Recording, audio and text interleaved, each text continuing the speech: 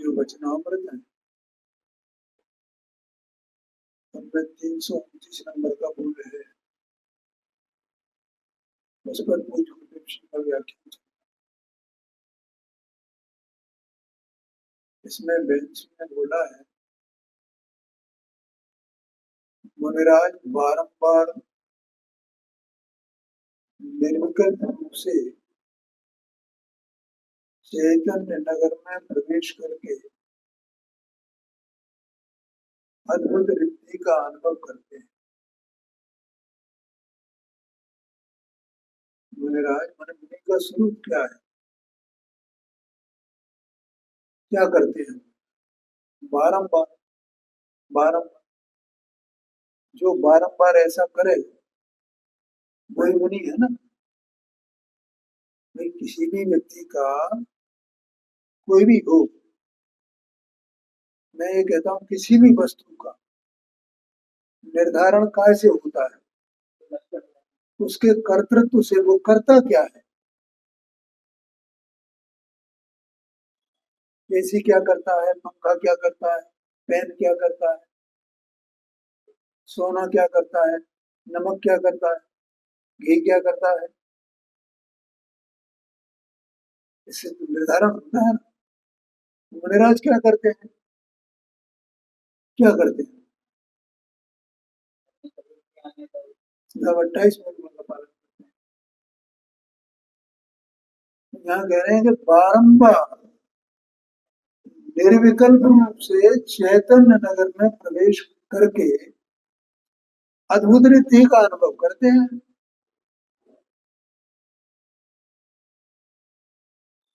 चैतन्य नगर, चैतन्य बस्ती में, और बस्ती में कौन रहता है? कि ज्ञान दर्शन सुख वीर, ये सब ऐसे जो अनंत गुण है ना, उन अनंत गुणों की बस्ती वो चैतन्य नगर है, ऐसा गुरुदेव जी ने बोला। वृद्धि का अनुभव करते हैं, ये मुनिराज का काम है। अपन बोलते हैं ना, वो अनंते शरणम भवज्जामि, सिद्धे शरणम भवज्जामि, फिर क्या बोलते हैं? साहु शरणम भवज्जामि। साहु का मतलब क्या होता है? साधु का। साधु मतलब है, कैसे साधु की शरण में हम जाएं? जो उसी श्रेणी के हो। अनंत परमात्मा क्या करते हैं, सिद्ध परमात्मा क्या करते हैं, ये मुनिराज क्या करने वाले हैं आगे, और अभी क्या करते हैं? क्या कहा? जो अरहंत बनने वाले हैं, जो सिद्ध बनने वाले हैं, वे क्या करते हैं? बोलो, ख्याल में आया कि नहीं? उनकी शरण है, अनंत की शरण में जाऊं, सिद्ध की शरण में जाऊं। क्यों जाना चाहता है अनंत की शरण में? क्यों जाना चाहता है सिद्धों की शरण में? उनकी शरण में जाने का मतलब है क्या है, और जाने वाला कौन है?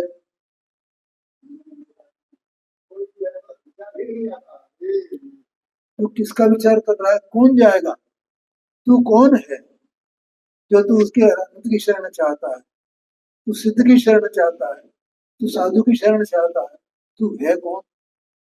ये कहे मैं महेश हूं ना, ये मैं पंडित हूं ना, झूठा है। तू श्रेणी में तुझे ये साधु की शरण नहीं मिलेगी, तुझे अनंत की शरण ही नहीं मिलेगी, तुझे सिद्ध की शरण नहीं। कठिन बात है। क्या कहा? तू है कौन, ये किसकी पहचान है? क्यों प्रकाश जी? अरे ये शरीर की पहचान है? ये तो औपाधिक भावों की पहचान है, आत्मा की पहचान है क्या? तू ये क्षण क्षण बदलने वाले जो औपाधिक भाव औदिक भाव है, ये तू है क्या? ये तो सब कर्माधीन, ये तेरा स्वरूप ही नहीं है। ये औपाधिक भाव शरण में जाएंगे, कौन जाएगा शरण?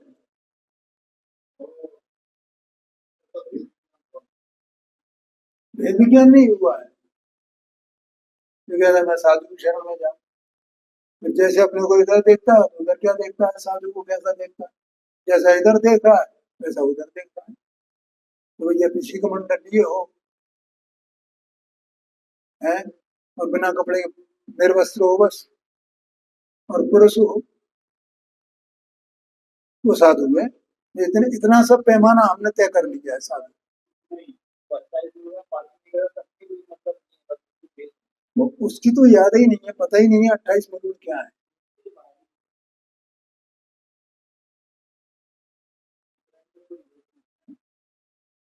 जिन्हें गणधर नमस्कार करते हैं पंच परमेष्ठियों को, गणधर जो स्वयं कैसे हैं, जो उसी श्रेणी के हैं ना, हम जैसे जो संसारी जीव हैं, जो कहते हैं साहू शरणम पवज्जन, तो वे कैसे हैं? वे उसी श्रेणी के हैं ना, क्योंकि वे ऐसा अनुभव करते हैं। वे भी कहते हैं हम साहू शरणम पवज्जन, यही पंच परमेष्ठी को याद करते हैं। तो पंच परमेष्ठियों की श्रेणी में जो साधु हैं, जिन्हें याद किया जाता है, गणधर याद करते हैं, गणधर नमस्कार, वो साधु कैसे होंगे, उनकी बात है। वे ही साधु हैं, अन्य कोई साधु नहीं है। जो बारंबार निर्विकल्प रूप से चैतन्य नगर में प्रवेश करके अद्भुत रिद्धि का अनुभव करते हैं, वे साधु हैं, ऐसा कहा।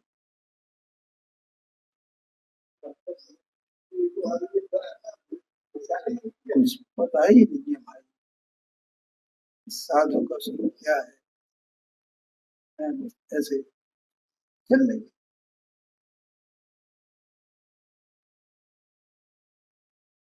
उसमें 12 संवेद का एक ग्रंथ है, 12 भावनाओं का स्वरूप उसमें बताया।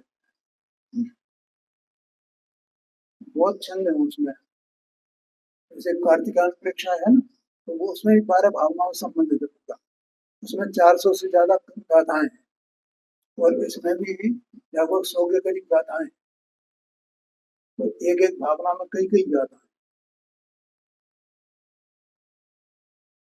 तो उसमें शरण भावना है ना, अशरण भावना, तो उसमें कहा है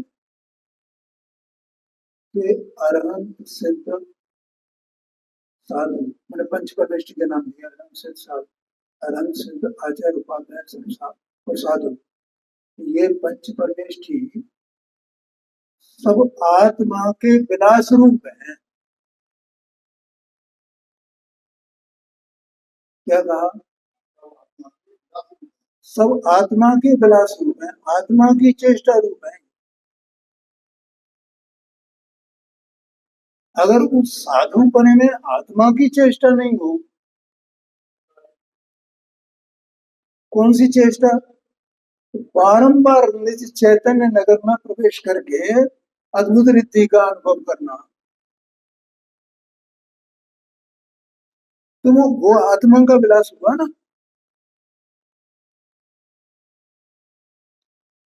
बोलो ख्याल में आया? ऐसे साधु होते हैं। उन साधु के लिए वहां कहा कि मैं उनकी शरण में जाता हूँ, मैं अशरण नहीं हूँ, मैं उनकी शरण में, इसलिए मुझे, इसलिए मैं साधु की शरण में जाता हूँ। तो मैं कौन हूँ? स्वयं मैं आत्मा हूँ। तो जो आत्मा की अवस्था रूप, आत्मा की चेष्टा रूप, आत्मा के विलास रूप जो अवस्थाएं हैं, उनकी शरण में मैं जाता हूँ, जो उत्तम अवस्थाएं हैं। हाँ, बोलो ख्याल में आए? और ऐसे ही उसकी अगली गाथा है, सम्यक दर्शन, सम्यक ज्ञान, सम्यक चरित्र, ये आत्मा के विलास स्वरूप है। इसलिए मैं सम्यक दर्शन ज्ञान चारित्र की शरण में जाता हूँ। देखो, दो बात है, अरे वो एक ही बात है। चाहे पंच परमेष्टि की शरण में जाऊं यो कहूं, या सम्यक दर्शन ज्ञान चारित्र की शरण में जाऊं यो कहूं। यो अनंत सिद्ध आचार उपाध्याय साधु ये सब क्या है? ये सम्यक दर्शन, सम्यक ज्ञान, सम्यक चारित्र परिणमित, यही तो है ना। सिद्ध भी ऐसे ही परिणमित है ना, अनंत भी ऐसे ही है ना, साधु भी ऐसे ही है ना। और है क्या? है जी, भेद माने किसका भेद? उसके बिना जीव समझता नहीं है ना। सब आत्मा की अवस्था है, अलग अलग प्रकार की है ना, इसलिए उस भेद को अलग अलग प्रकार से बताते हैं। ऐसा है। श्रावक कितने प्रकार के होते हैं? अपने को कहोगे कि एक ही प्रकार का होता है। हाँ जी, हाँ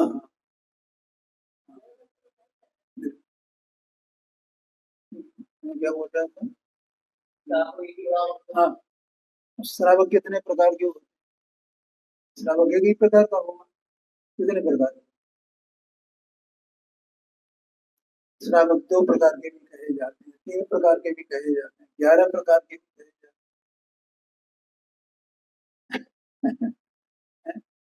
ऐसे श्रावक होते हैं। तो ये तो भेद करके बताया, उसमें कोई बात नहीं। तो यहाँ तो ये समझना कि साधु मुनिराज कहते किसको है, ये गुरुदेव जी का इसमें इस पर व्याख्यान था। लोग मेरे बारे में कहते हैं भैया ये मुनियों को नहीं मानते, मुनियों को नमस्कार नहीं करते हैं। हैं? हाँ, अरे भाई, मुनि कौन है, मुनि का क्या स्वरूप है, ये आगम में निर्धारित होगा ना। तो हम आगम से देखेंगे, या लोग क्या मानते हैं, हमसे तो अच्छे ही, हमसे तो अच्छे ही। अरे हमसे तो अच्छा एक बंदर भी है, जंगल में फ्री रहता है अपने, जब भूख लगी तब खा लिया है, हमसे अच्छा नहीं है वो? हमारी कितने बंधन है, आपको कितनी स्वतंत्रता है उसको, कहीं भी आए जाए कुछ भी करे, ऐसे बहुत मिल जाएंगे अपने से अच्छे। तो हम ये इससे निर्धारित करें कि हमसे अच्छे हैं, कि हम आगम से निर्धारित, बोलो किधर से निर्धारण होना चाहिए? अनंत को किधर से निर्धारण करेंगे? अनंत का आगम से है, आगम से करेंगे ना। बिना आगम की गति नहीं तो कोई भी कह दे साहब माया भी हो, ऐसा उसमें आया ना, कोई माया भी हो, समझो स्वामी ने लिखा है। हाँ, और वो अनंत का स्वरूप बना दे।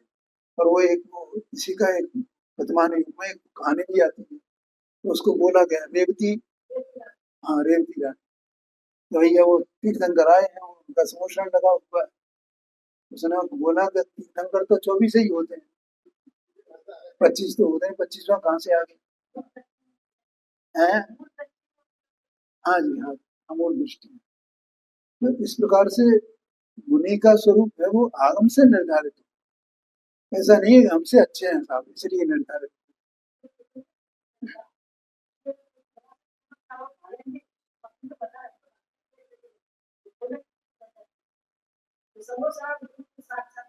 हाँ हाँ, बिल्कुल बिल्कुल। तो ऐसा अपन भी तो भाग रहे हैं ना, है? नहीं भाग रहे अपन।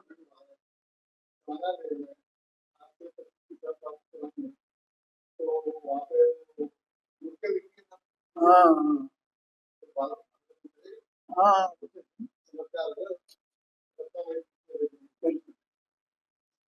तो अब कोई कहे भैया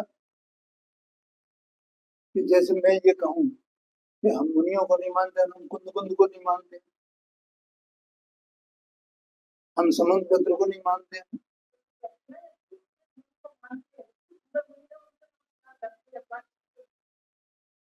हाँ, साक्षात तो फोटो में क्या होता है, फोटो में हम तो फोटो में नमस्कार करते ही नहीं, हम कहाँ फोटो में नमस्कार करते? उनका बाहरी जो स्वरूप पेश होगा उसका कोई फोटो मिलेगा? किसी का भी अमृत चंद्र स्वामी का मिलेगा, किसी का भी जो लेटेस्ट हुआ हो, जयसेनाचार्य देव का, माणिक नंदी का, पूज्यपाद का, किसी का योगेंद्र देव का, किसी का फोटो मिलेगा।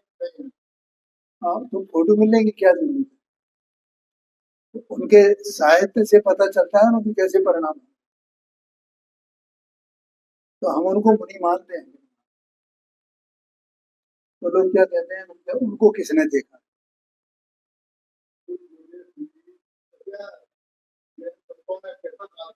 हाँ जी, हाँ जी, बिल्कुल। तो उनको किसने देखा है, ऐसा बोलते हैं। उनको किसने देखा है? तो जिसको नहीं देखा है तो उसको हम मानते हैं कि नहीं मानते। हमने अमेरिका को नहीं देखा तो हम अमेरिका को मान रहे हैं कि नहीं मान रहे हैं?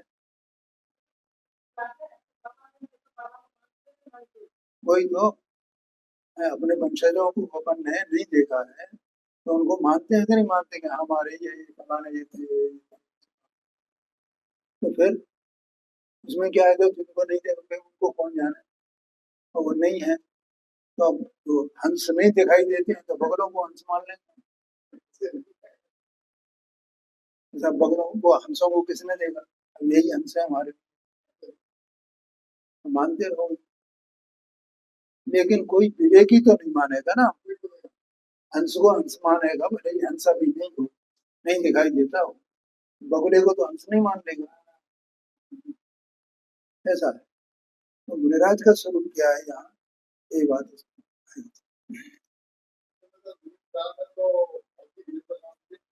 अरे वो सभी ग्रंथों में जितने पढ़ो आप विज्ञान योग के, हाँ, अरे प्रथमान योग के भी ग्रंथ हैं, कर्णान योग की ग्रंथ है। अब अपने को इनकी महिमा आती है, लेकिन कर्णान योग के ग्रंथों में क्यों महिमा नहीं आती? हमने पढ़े ही नहीं है वे, हमारी समझ में नहीं आते हैं। वे हम पढ़े तो उनकी महिमा नहीं आवे, हमें समझ में आवे तो महिमा नहीं आवे, ऐसा हो नहीं सकता है। ऐसी महिमा आवे। अभी तत्व सूत्र में बताया, मुझे इतनी महिमा आती है उसे पढ़ता था। अब कल शाम को मौसम खराब था, वो पैर में दर्द रहता, उसके कारण से मैं नहीं आया। नहीं आया, एकांत में अपने 1 सवा घंटे 1.5 घंटे अपना स्वाध्याय करता हूँ। वो तत्व सूत्र मेरा वो आधा पौन घंटे उसको भी देता हूँ। तो इतना रस आता है मुझे तो, कि कोई सा भी ग्रंथ पढ़ो, कोई सा भी अनुयोग हो गई, पद्म पुराण में पढ़ो तो वो रामचंद्र जी का चरित्र बस, और रामचंद्र जी के चरित्र में इतना रुचि है मेरी, बस उसी को पढ़ूं मैं, मुझे ऐसा लगता है। इसलिए वो उसका नाम पद्म पुराण है। पद्म माने राम, पद्म का मतलब क्या है? राम है। तो उनका चरित्र है, बस उन्हीं का चरित्र दिखाई दे, उसी उसी को खोजो आप, कैसा उत्कृष्ट चरित्र था उनका।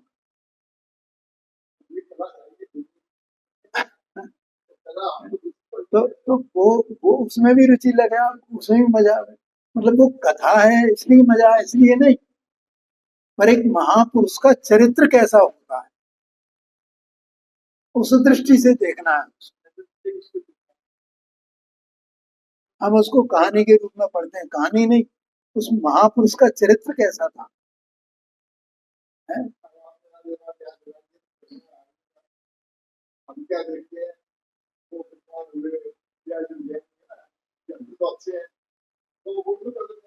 हाँ, हाँ, हम दूसरों को देख देख के ही कर रहे हैं ये सब काम।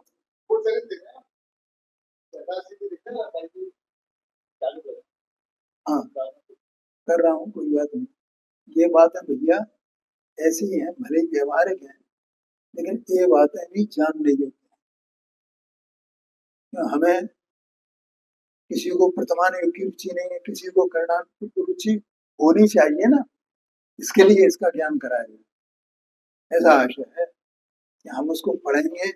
जैसे तुम ही हो, मैं उस दिन से तत्व सूत्र का नाम लिया तो तुम पढ़ने लगे ना उसको, और तुम्हें अच्छा लग रहा है कि नहीं लग रहा है?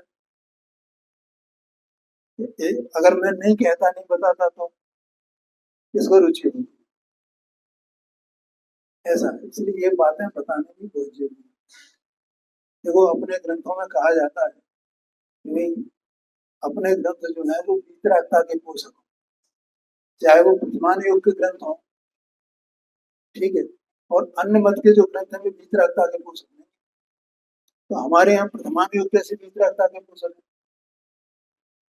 है? तो देखो रामचंद्र जी का उदाहरण ले, रामचंद्र जी वन में गए, तो वन में गए तो क्यों गए? अब वो तुलसीदास ने क्या लिखा है कि वन में क्यों जाना पड़ा राम? वहां राम को वन में जाना पड़ा, क्यों जाना पड़ा? क्योंकि वो उनका वो राज्याभिषेक होने वाला था, इसलिए वो सुबह ये कार्य होने वाला था, तो वो मंत्रा ने आकर के केकई से बोल दिया। तो केकई ने कहा कि नहीं नहीं, वो मैं तो, मेरा पुत्र बनना चाहिए राजा, और फिर इसलिए राम को वनवास दे दिया, आज्ञा दे दी उन्होंने। तो ऐसा अपने यहाँ पद्म पुराण में कहा गया क्या?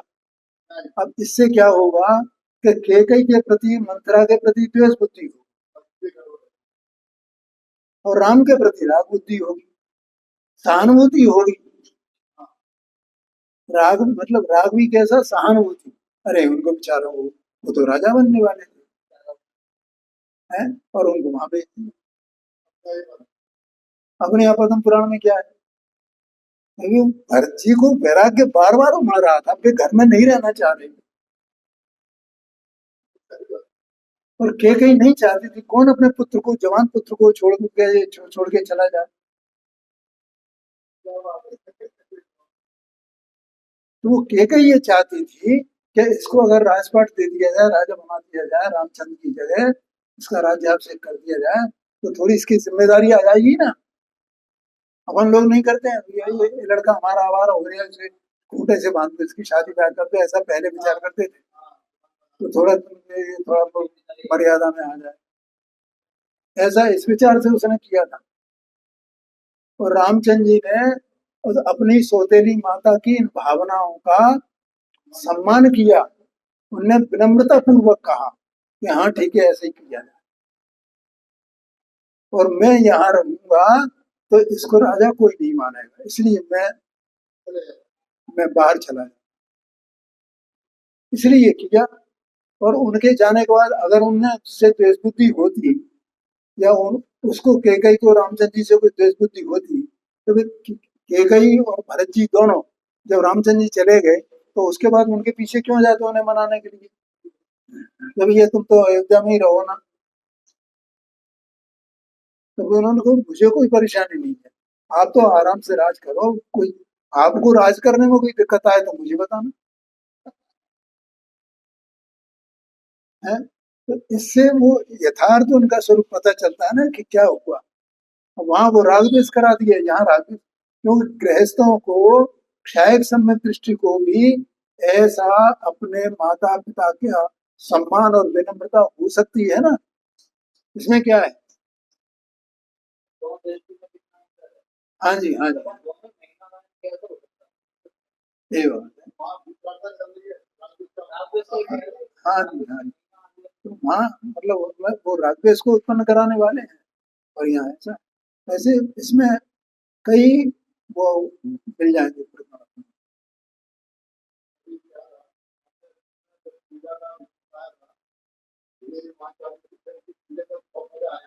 हाँ जी, हाँ जी, हाँ हाँ, हाँ।